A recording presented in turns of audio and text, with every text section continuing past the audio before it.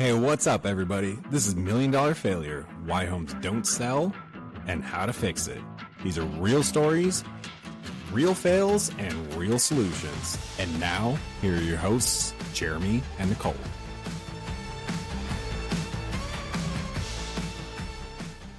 Here we are again. It is Million Dollar Failure. I'm Nicole. And I'm Jeremy.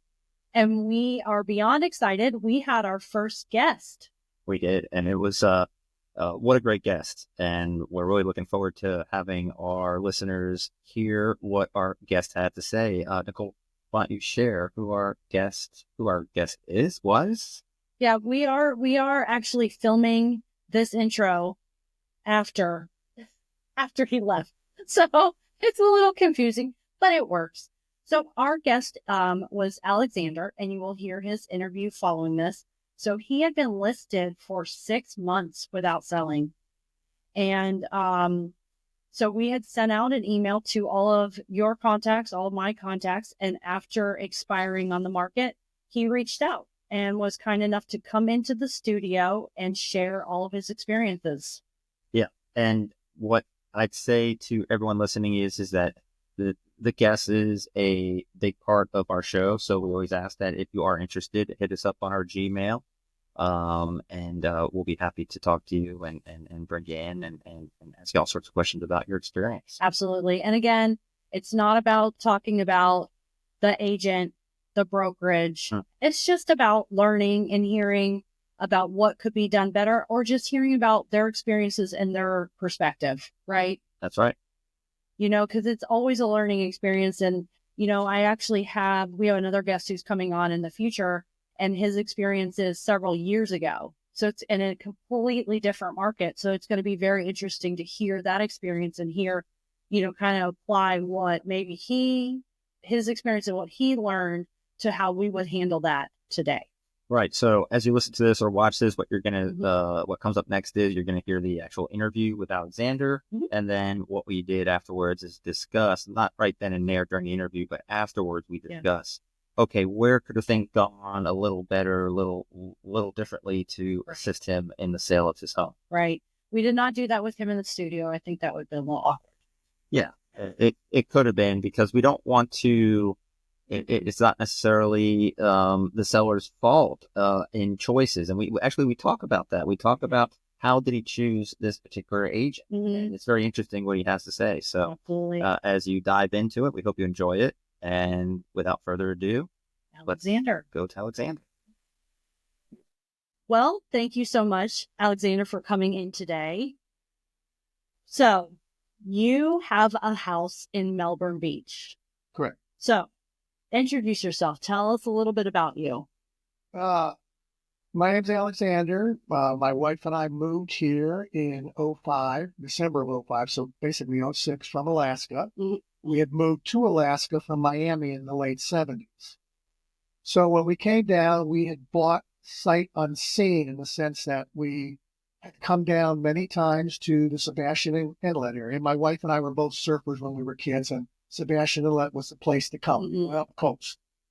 And so we knew we liked the area, but we found out one year we rented a house on the beach because it was cheaper than renting a hotel in this area. Mm-hmm.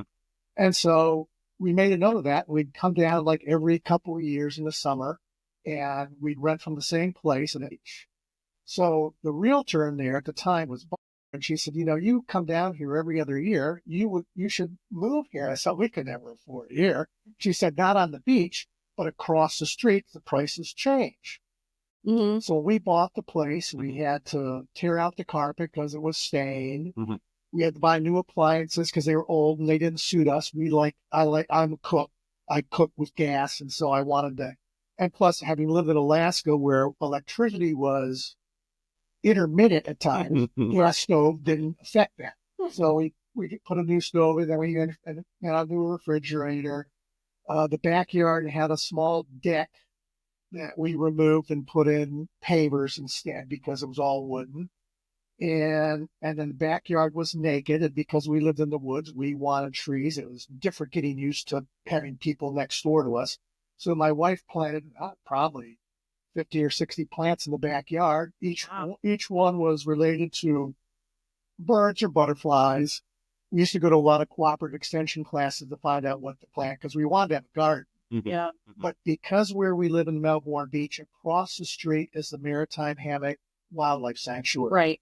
So when we grew vegetables, they all disappeared like magic because raccoons, possums, and who knows what else came and ate. So we gave up and we just grew more plants and more herbs. We have a backyard that's kind of like a little bit of a jungle. No, it's beautiful. Like I saw the pictures. It's so pretty. And we like that. I mean, and we still like that. The front yard is all fruits, all different fruits. We have 5 different kinds of fruits, 4 different kinds of bananas. Yeah. And what was your motivation to sell? Our motivation has basically been that, we have several, but our largest ones is my wife and I love the outdoors. We have camped in at least 50% of the state campgrounds in the state. And when I say camp, we're tent campers with kayaks. Gotcha. We've taken our kayaks all the way down to Dry Tortugas, where we spent a few days. We kayaked the Swanee River. We've been to almost every springs you can go to on the West Coast, East Coast, and Central Florida. And so we started realizing we're running out of adventures of things that we'd like to do. And we're in our 70s, so, it's things are moving. And this area is a great place in Florida to travel from. Yeah. Where we lived in Alaska was Fairbanks. Center of the state, easy to get to all the great places in Alaska. So we decided just for my wife's birthday to take a trip up to North Carolina, just to look around, not with any motivation in mind. And we went to Western North Carolina because we wanted to go to the Smoky Mountains area. When we got up there, we found it was incredibly welcoming. And so we went back a second time, a third, a fourth, and a fifth. And each time we've gone back, when we've gone hiking to waterfalls and different places, we see a fair number of people our age out doing the same thing. And recently, a woman in her 70s, actually the same age as us, a volunteer at Smoky Mountain National Park at the entrance in Cherokee, a volunteer for 20 years there, well-known hiker, went out, hiked, and died. But and we had met this gal beforehand. What was remarkable to us is that we knew she was doing something she loved the most. Right.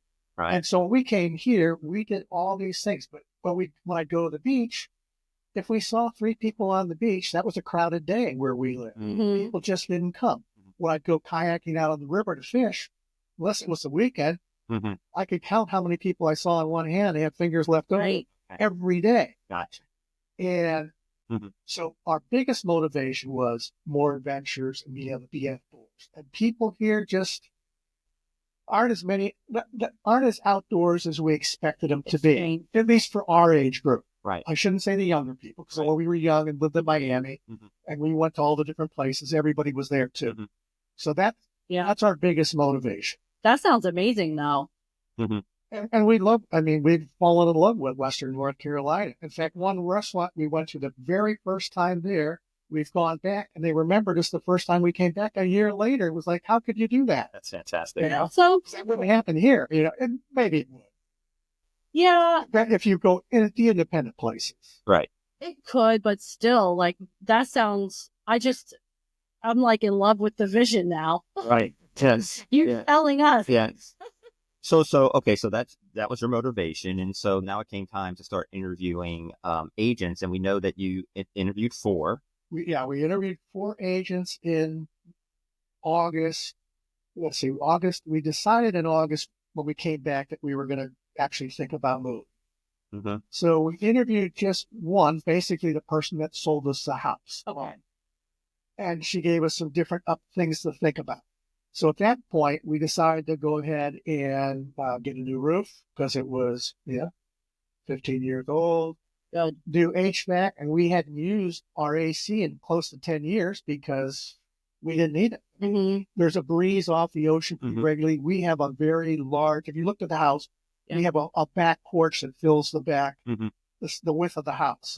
So we spend most of our time out here. And, with fans, it was always fine.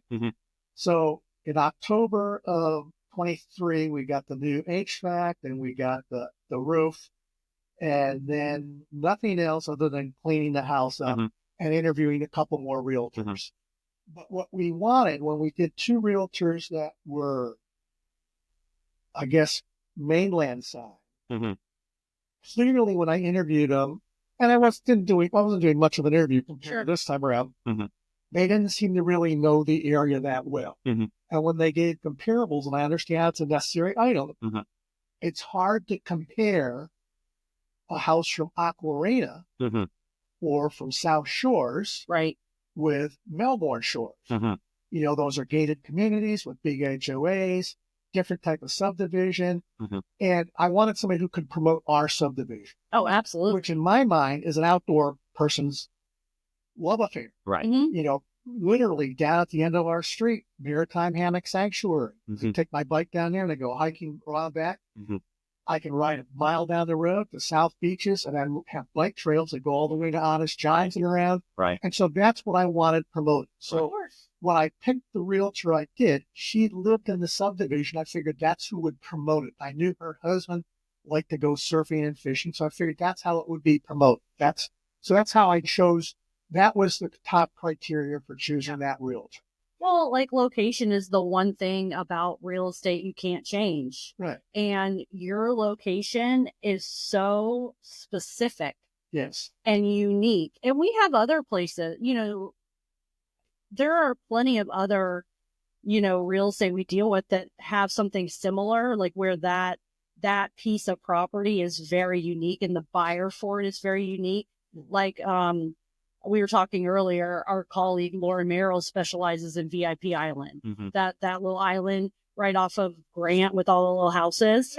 Yeah. Yeah. Very I fish around there a lot. specific. Mm-hmm.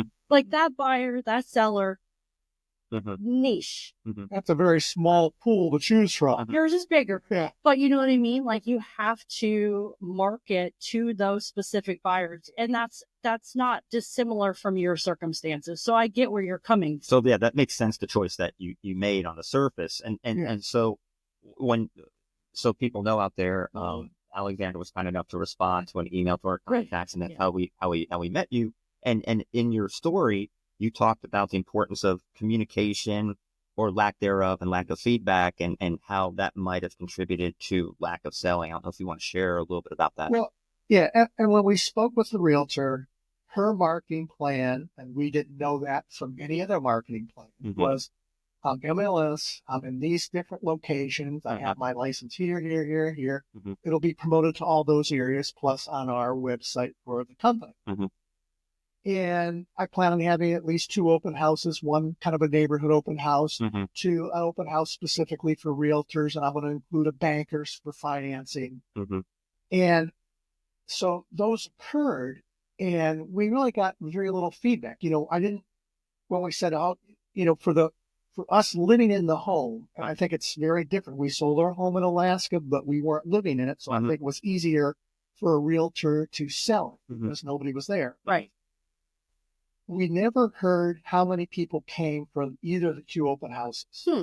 Interesting. And so we figured that maybe a realtor would have a list of people so she knew who came, where Sure. they came from. And Sure. we thought the same with the realtors. We'd like to know which company showed up and what banker was there to maybe Fair appraisal house. Right. We never got Right. any information about it. It went fine. Right. It went okay. Mhm. Mhm. And then she had, in the course of the 6 months, and we signed a 6-month contract, which was a mistake on our part. Mhm. Every realtor we interviewed basically just said the same thing, which was probably correct at the time, that the average home sold in 40 to 50 days Mhm. at that time. Mhm. So when the 6-month contract came with, it's a big deal. We're going to sell in a Right. couple of months. Mhm. No big deal. So I signed my name, didn't think twice about it. Mhm. But everything changed, of course, at that time. Nothing was happening at that time. Mhm. People were in this pandemic mode of interest rates are dirt cheap. Now they're very high. Mhm. They're going to go down dirt cheap again, Mhm. which, Right. we bought the house in the late 90s. I had 7 or 8% was the interest rate. That was pretty standard then. Mhm. So anyway, then she had showings. She had 2 more open houses. And in each time, that required us to be gone for basically 3 to 4 hours. Sure. And so we can do that. We would come downtown. My wife likes custard. We go to Woods downtown, have custard. We'd go somewhere and do Sure. something for ourselves. Sure. Not getting any information back that was, a lot of feedback's not going to be helpful, but getting no feedback is even less helpful. Sure. Because we don't know, did anybody show up? How many Right. people showed up? Are they just neighborhood people kind of nosing around to see what's in the house? Mm-hmm. So the showings, I'd say we had Hmm. maybe a half a dozen in 6 months, if that. Mm-hmm. Wow. And we only knew of one that happened because the person that came was from Chicago and showed up before we left. Okay. But and they really wanted the house, but the remodeling that they wanted to do because they had a handicapped daughter would have had way too. I mean, I could have told them Mm-hmm. when they told me that you're never going to be able to afford to have this stuff. Mm-hmm. And so the only feedback we ever got, well, one person said they didn't like the colors. And that actually made us mad simply because you saw the pictures, you know the colors. Pictures. That You know, and Yeah. paint is, we paint, our house was all white when we got there. Right. We can't stand it. So Right. we painted it. Like that was the first thing we did when we had a few bucks. that always drives me nuts when people tell me feedback that's in the photos. Oh, it's outdated. You saw that.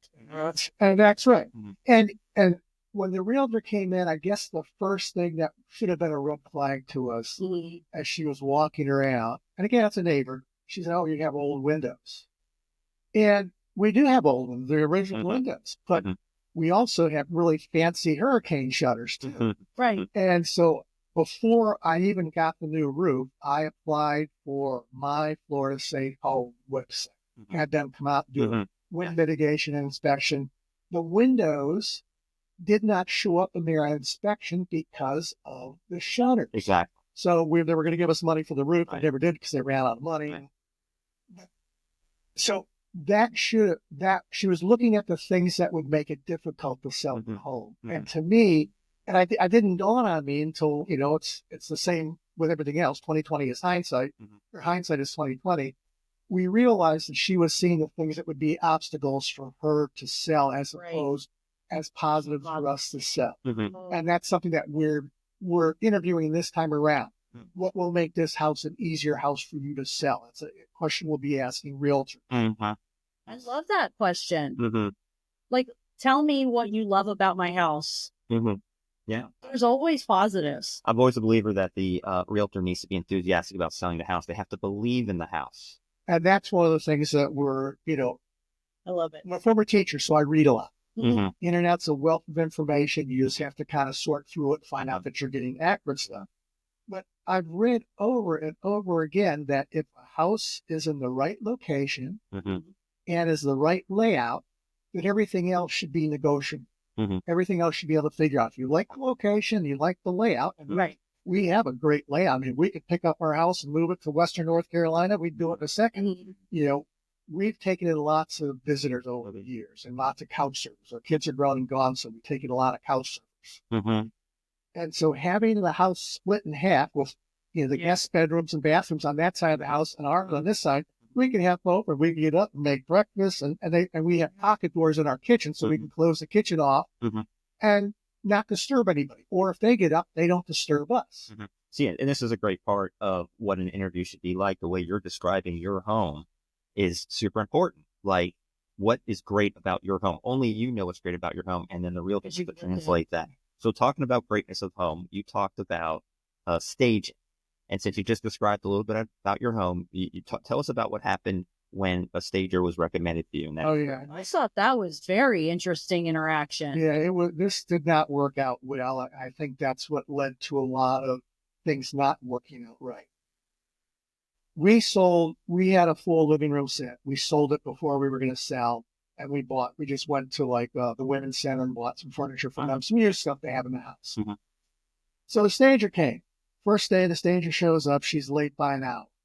And it's like, okay, yeah, traffic. I don't understand traffic. Mhm. So then she comes in and she said, well, don't take what I say personal. Mhm. And so she started pointing out things. As we walk through, oh, that's a really old stove. We should replace that stove. And, the stove is old, but it's clean. And, it's a gas stove. It's a nice gas stove. was this stager recommended by the agent? It's their stager. And so she walks around and we got this jungle in the backyard. She says, you need to cut everything so that nothing hits anybody in the face. Well, that kind of made sense.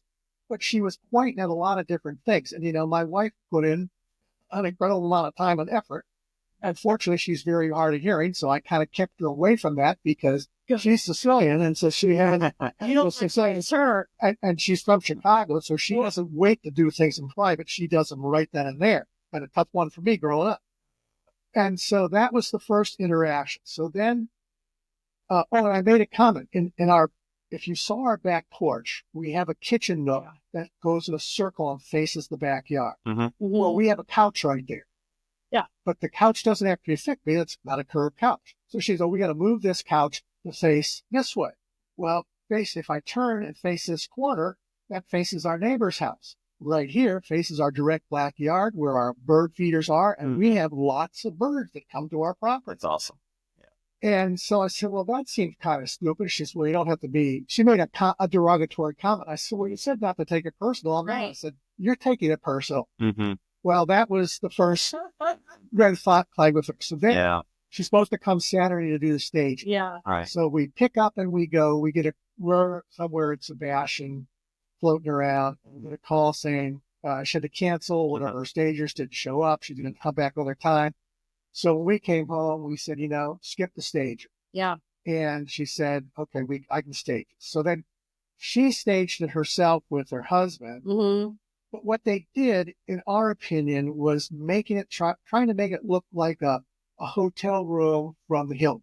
Right. White towels in the bathroom, a big white comforter on our bed, and then the bed in the other room, a cover on our couch, and some pillows.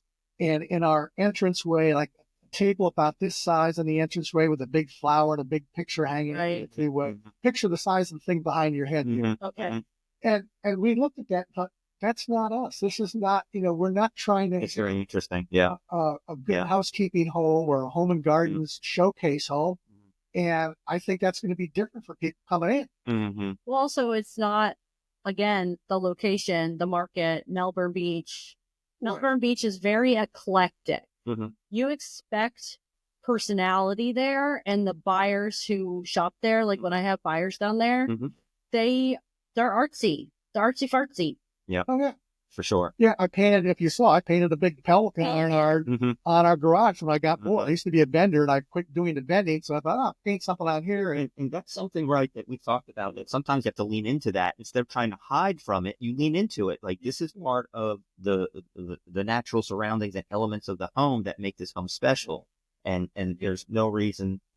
You don't have to hide it. Right. Sometimes you just got to own it. Right. I like that you brought up that you read how buyers are becoming pickier. Yes. Because I've experienced that with how interest rates have gone up and prices have gone up. They've become pickier.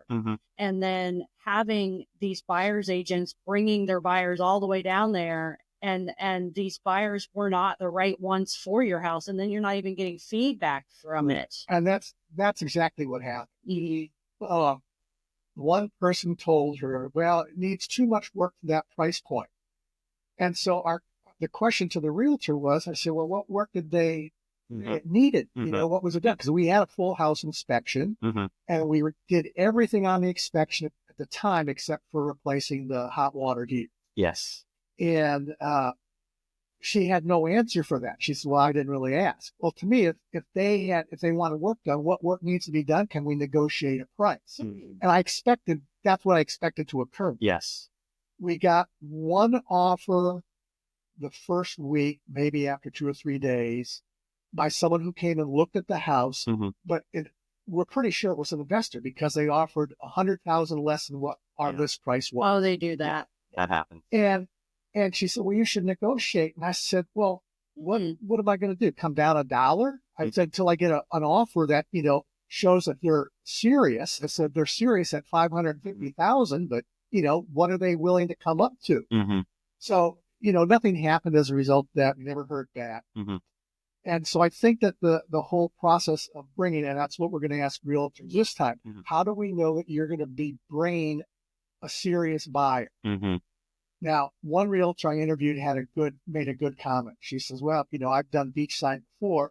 She said, if somebody from up north sends me an query and they want to look at this house, then I will take a video of my drive from wherever she's a realtor at to the house so they can see what kind of a distance it is. Because, we knew that from the realtor that we bought the house from. she says, a lot of people don't want to live this far from Mm-hmm. the mainland or from crossing the bridge. Mm-hmm. Well, we lived out of town in the hills in Fairbanks, and it Mhm. took us a half an hour to get into town anyway. So to us, it was, and these roads were flat, not curvy, so Mm. and not icy. So those were all, so it didn't make any difference to us. And we liked the quietness of the solitude. I mean, even now, we rarely lock our house. I mean, not that people couldn't walk in and steal something, but it's a safe neighborhood. And during the pandemic, with the hammock, the maritime hammock sanctuary, I could go hiking, I could go out. We didn't know the pandemic was happening unless we crossed the bridge to go shopping. Absolutely. It's so funny to hear the words he's using that would go into the narrative and the marketing of it. Should. The solitude, the peacefulness, like these are things that describe the home, and I think it's important. But that's who the buyers are in Melbourne Beach. Like that's what should have been doubled down on. Exactly. And the video should show it. Exactly. I don't even know. But yeah, I think you've made such amazing points. Mm-hmm. And not only we're learning, unfortunately, from your misery. Well, it wasn't misery so much, but right. it was, the last 3 months, we were like, when can we end this? I was reading the contract. Right. Can I get her to stop it? And I knew I could have, but I didn't want to, it's like, why bother now? Nothing else is going to happen. We're not going to resell right now anyways. Yeah. Mm-hmm. It was after 3 months, I think it's the first time that she suggested maybe we should lower the price. Mm-hmm. Mm-hmm. And in my mind, and this is, the organized teacher on my part, and, I had been a union guy in Fairbanks. I was the union negotiator for contracts. Mm-hmm. When we negotiated, we always figured out steps along the way prior to starting negotiations. So if we were asking for a 10% increase, we knew that if we didn't get anywhere after so many sessions, we were going to move it to 8%. Mm-hmm. Okay. So Mhm. I thought in my mind that a strategy that the realtor ought to be giving us is saying, okay, if we don't get any offers or much showings after a month we'll lower it $10,000. After Mhm. 2 months, over $10,000.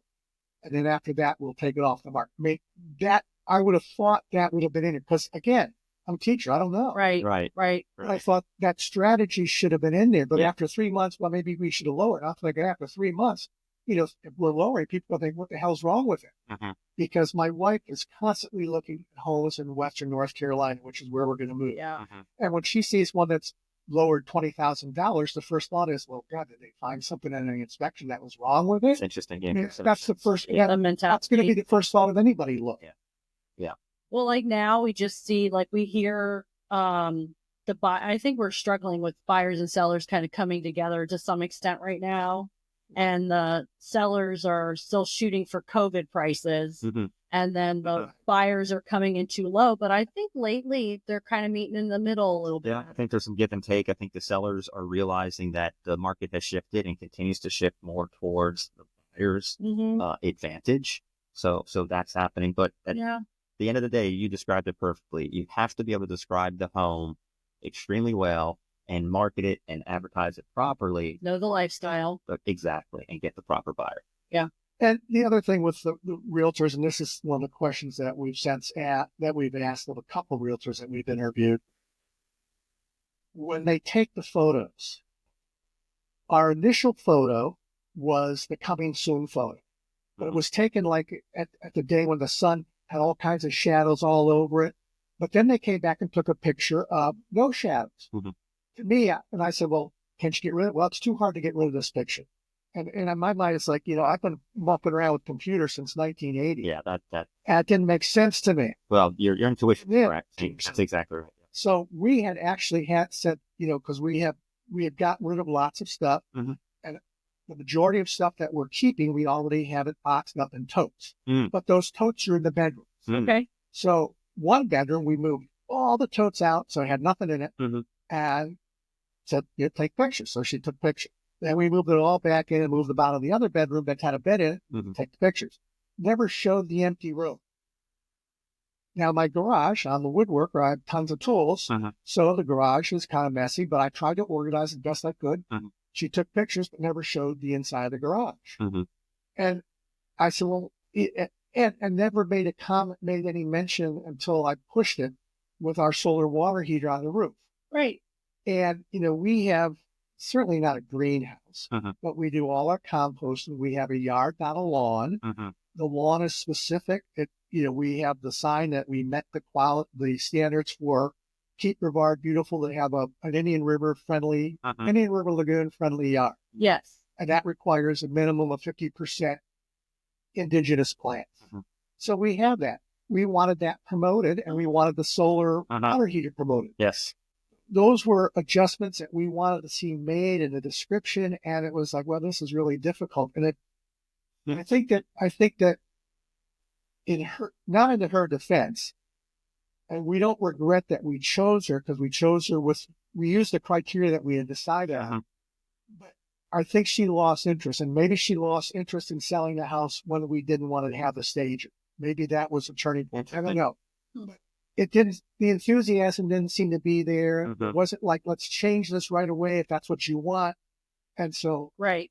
And it goes back to continually communicating, offering collaboration and feedback between both the seller and the agent. That's important to have that collaboration and continue the enthusiasm to continue to debate, hey, what are we doing right? What are we doing wrong? Like we talked before we came on air about, we all make mistakes. And it's important to continual communication in the process. Well, he's the expert on his house. That's a very good point. Yeah. That's all there is to it. You know your house better than anyone else. Yep. Well, if we were going to, and we've talked about this, if we were going to do a sell by owner, we know the things that we would list. We would list, this is not the complete eco house, but we have a composter in the backyard. We have solar water heater, blah, blah, blah, all the things that make this house not very expensive to live in. And one of the things that the realtor said, she says, well, it take a lot of work to move in. And I said, that's not true. Somebody could move in today. They might want to change the windows. They might want to change from tile floors to something else. Right. Or they might want to not have indoor-outdoor carpet in that back porch. But they don't have to do anything other than change the electricity over to move in and live here. Nothing has to be done. And since I replaced that hot water heater, now there's nothing that needs to be done. Right. No, absolutely. Yeah. And I don't think those were things that they were trying to sell.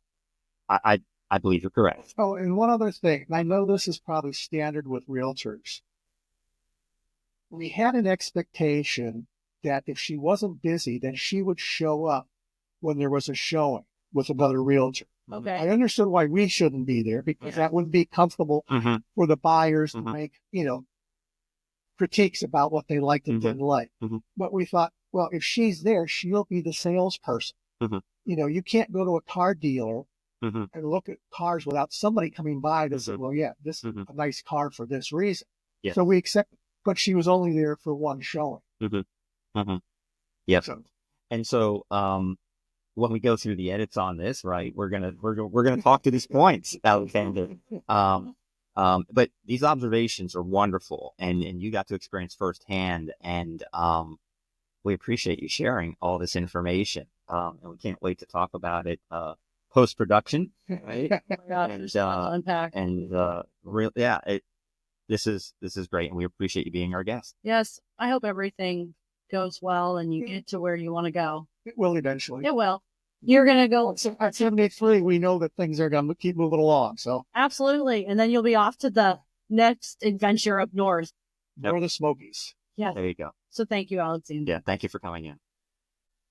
All right, Nicole. So what a great guest we had. Alexander was fantastic to have as our first guest on the show. He had quite the experience, had quite a wealth of knowledge, and he seemed so adult-like and professional to discuss it. Like there was no bad feelings, there was no animosity.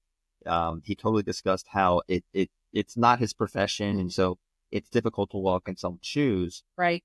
And so he gave us a bunch of categories to walk through. So insightful. And you can tell that he's just really thought about it and had so much time to go through it.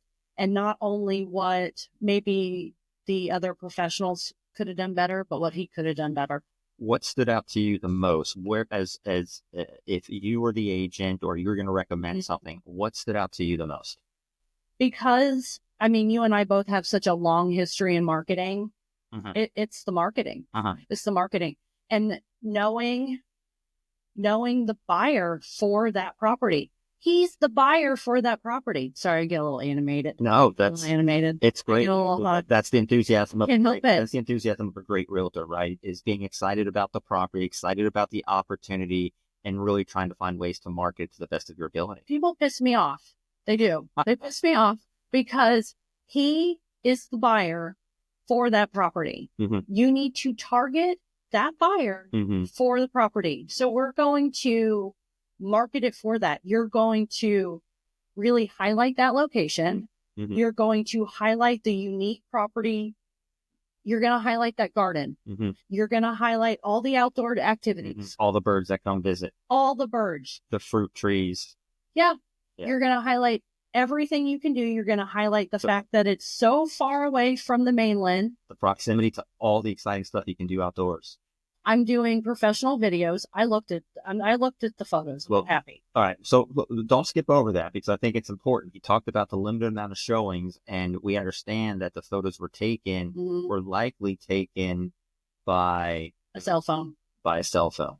At least some of them were, because they were, some were vertical. They should never be vertical. And Yeah. I have gotten a little feisty with some of agents I know because it annoys me. Mhm. They should always be horizontal, Mhm. even if you are going to do them on a cell phone, which is sacrilege to me. Mhm. They're always horizontal. They should never be vertical. I don't care if it's a bathroom. Mhm. You still take it the right way. Mhm.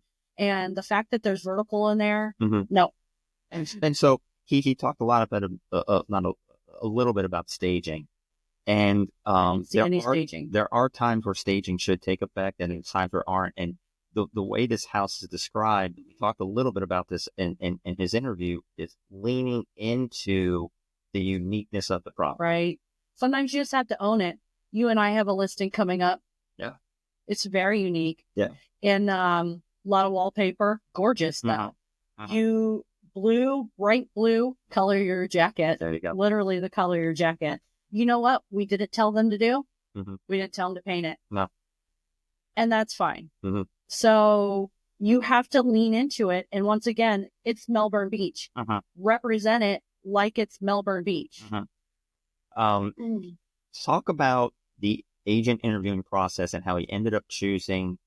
I believe he said he chose someone because their proximity to where he lives is basically the geographical area. He felt that he would probably know he would probably know the area better than anyone else. I know, because she lives there. Mm-hmm. And when it turns out is, if you look at the history of agents, even though they live close to you, doesn't mean it's necessarily sold a ton in your neighborhood.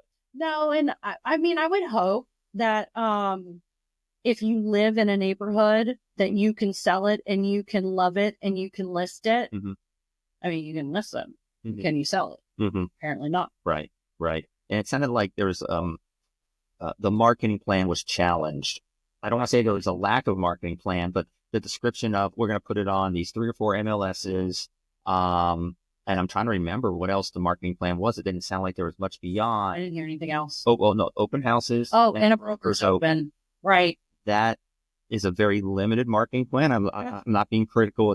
I wouldn't say it's a bad marketing plan, but it's a very limited. It is limited marketing plan. I don't know how you get a broker's open down there. Who's coming?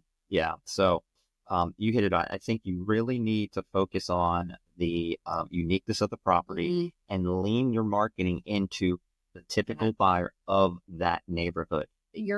That's all in. Mm-hmm. That's it.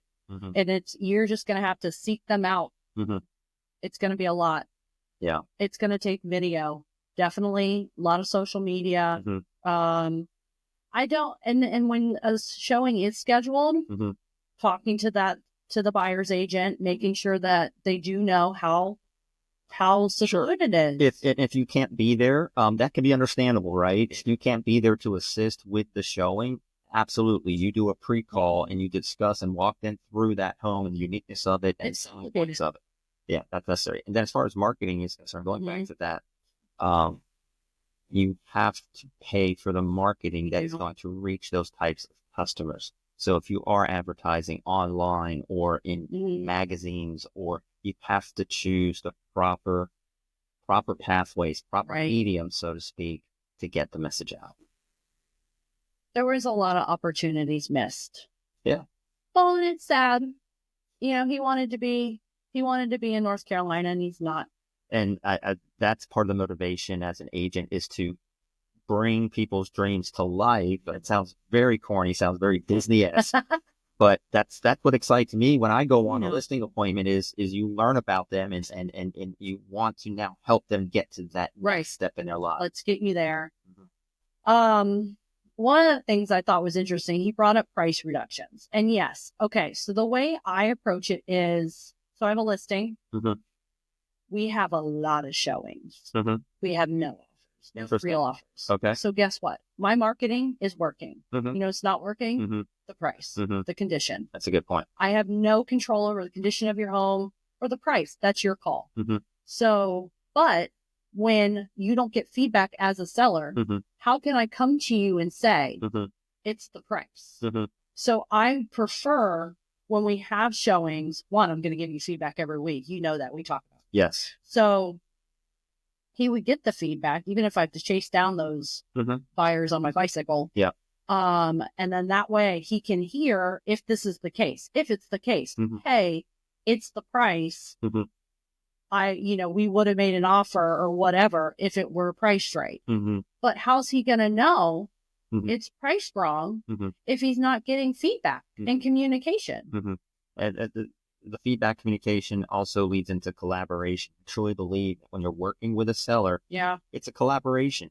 He did an unbelievable job describing his home. And I guarantee you, in the time he had it listed with that one agent, that was not coming through in any of the marketing or the listing itself, the description of it. Right. I know. So it's important to continue to communicate throughout the 6 months, throughout the process. There is. And you need to adapt. We go back and look at our listings to make sure, is the narrative, is it working? Is it attracting the right buyers? Has the market shifted? Do we need to rewrite this? Yes. And we've done that in the past is we go back to the list. We rewrite sometimes. You have to edit and go back and change. You can't just put it on the market and sit back and wait. It doesn't happen. You have to hunt for your buyers these days. Yeah. Absolutely. I've had to redo photos. So the one where I said we have a bunch of showings, no good offers. Went in, new photos, and did virtual staging. Don't love virtual staging, but there's a time and place. It helps. Yeah. You just have to kind of revisit, refresh, relaunch. Absolutely. It sounded like that could have been an opportunity. Yeah. So it was great having Alexander on. We really appreciate him coming in. We continue to have an open door policy, right? We would love to have more sellers come in and tell us about their experience. As always, we don't have to reveal names or addresses or anything of that nature or put you on camera. We'd love to have you on camera. If you don't, like Alexander, if you don't want to be on camera, that's okay. He's a wonderful man and we wish him the best. So that is a wrap on today's episode of $1 Million Failure. A huge thank you to Alexander for sharing his experience with us. It's not always easy to talk about this. But these stories help us learn. If you ever had a home that didn't sell and want to share your story, whether for advice, a second chance, or just a vent, we'd love to hear from you. Reach out to us at $1,000,000failures with an S at gmail.com to be considered for a future episode. And if you are thinking about selling and want our help to get it right the first time, email us. We are here to help. Yep. And a big shout out to Jeffrey French, Grit and Grind Studios, our producer. You can find links and additional details in our show notes.